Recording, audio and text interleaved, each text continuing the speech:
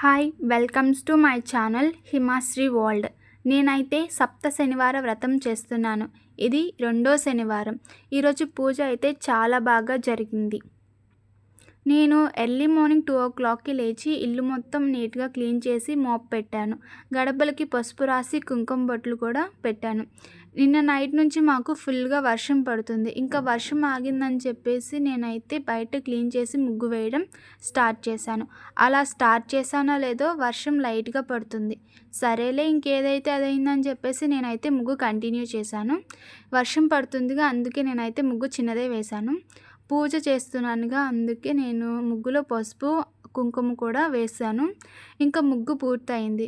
ముగ్గు కంప్లీట్ అయ్యాక నేను ఇంటి లోపలికి వచ్చి స్టవ్ నీట్గా క్లీన్ చేసుకుని దాని మీద కూడా చాక్ పీస్తో ముగ్గు వేసుకున్నాను. దానికి కూడా పసుపు కుంకుమ బొట్లను అయితే నేను పెట్టాను.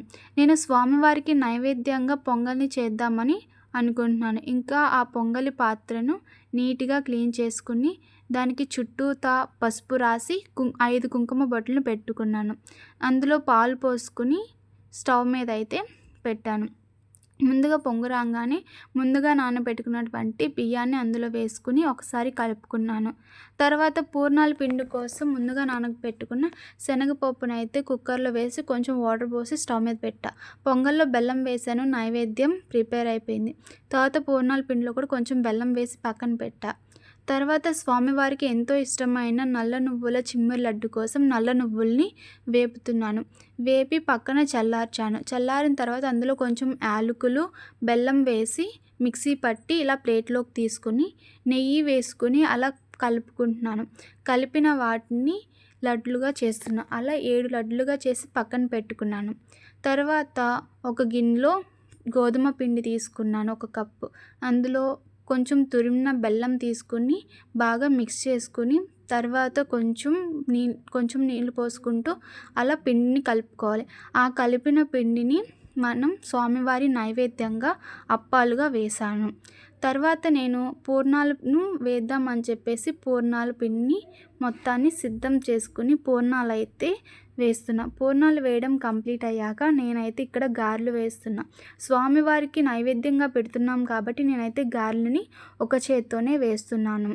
ఇంకా మనం ప్రతి శనివారం స్వామివారికి నైవేద్యంగా నల్ల ద్రాక్షాలు, నల్ల నువ్వులు, వడపప్పు, సల్విడి, పానకం, చక్కెర లడ్డు అయితే మనం ఖచ్చితంగా ప్రతి శనివారం కూడా స్వామివారికి పెట్టుకోవాలి. నేను ఇక్కడ గారెలు వేయడం కంప్లీట్ అయ్యాక దద్దోజనం పులిహోరలోకి తాలింపు అయితే వేసుకున్నాను. ఇంకా దద్దోజనం పులిహోర అనేది కంప్లీట్ అయ్యాక నైవేద్యాలు అన్నీ చేసేసాను. ఇంకా వాటన్నిటిని నీట్గా పక్కన సర్దుకి పెట్టుకున్నాను. ఇంక ఇవి అయిపోయిన తర్వాత నేను పిండి దీపాల కోసం అని చెప్పేసి ఒక దాంట్లో వరిపిండి తీసుకున్నా. ఆ వరిపిండిలో ఒక అరటిపండు చిదిపేసాను. ఆ తర్వాత కొంచెం బెల్లం వేసుకొని అలాగే కొంచెం జవాది పౌడర్ వేసుకుని కొంచెం ఆవు పాలు పోసుకుంటూ దాన్ని చపాతీ పిండిలాగా కలుపుకున్నాను. తర్వాత దాన్ని 7 ముద్దలుగా చేసుకున్నాను.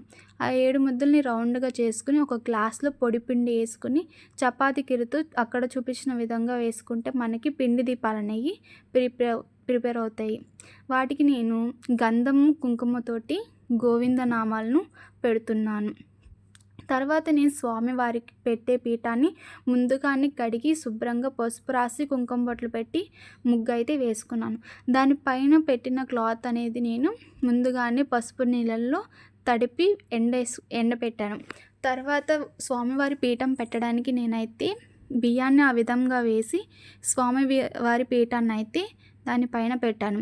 నేను మొదటి శనివారం ముడుపు కట్టాను. ఆ ముడుపుని నేను ఇక్కడ పెట్టాను. తర్వాత స్వామివారికి తులసి మాల అనేది మనం ప్రతి శనివారం ఖచ్చితంగా వేసుకోవాలి. మన దగ్గర ఎన్ని పూలు ఉంటే అన్ని పూలతోటి స్వామివారిని అలంకరించుకోవాలి.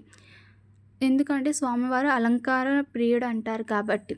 తర్వాత ఒక బియ్యం పోసి తమలపాకు పెట్టి దానిపైన మనం కలశాన్ని పెట్టుకోవాలి. మనం స్వామివారికి వస్త్రాధరణ కూడా వేస్తున్నాము. తర్వాత వినాయకుడిని మనం పసుపుతోటి చేసుకుని వినాయకుడిని అక్కడ పెట్టుకోవాలి. తర్వాత ఇంకొక పీఠం మీద 7 తమలపాకులను పెట్టుకోవాలి. ముందుగా మనం పిండి దీపాలు చేసుకున్నాం. 7 ఒత్తుల్ని కలిపి ఒక ఒత్తుగా వేసి పిండి దీపాల్లో ఆవు నెయ్యితోటి పెట్టుకోవాలి. పెట్టుకున్న వాటిలోని పచ్చి కర్పూరంతో పైన అద్దుకోవాలి. ఇంక 7 తమలపాకులకి బొట్లు పెట్టి వాటిపైన మనం పిండి దీపాలని పెట్టుకోవాలి.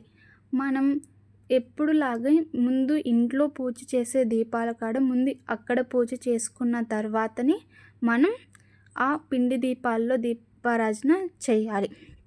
తర్వాత మనం లక్ష్మీదేవి కోసం అని చెప్పేసి బెల్లాన్ని ప్రసాదానంగా పెట్టాలి. పాలలో పంచదార వేసి ప్రసాదానంగా పెట్టుకోవాలి. తర్వాత మనం తయారు చేసుకున్నటువంటి అన్ని నైవేద్యాలని అక్కడ పెట్టుకోవాలి. పెట్టుకున్న తర్వాత మనం పుస్తకం చదివేటప్పుడు ముందుగా లక్ష్మీ అష్టోత్తరం చదవాలి. తర్వాత వెంకటేశ్వర స్వామి అష్టోత్తరం. ఇవి 2 చదివిన తర్వాతనే మనం కథ అనేది చదువుకోవాలి. కథ చదివిన తర్వాత గోవిందనామాలు చదువుకోవాలి. గోవిందనామాలు చదివి హారతి ఇచ్చిన తర్వాత పూజ ముగిస్తుంది.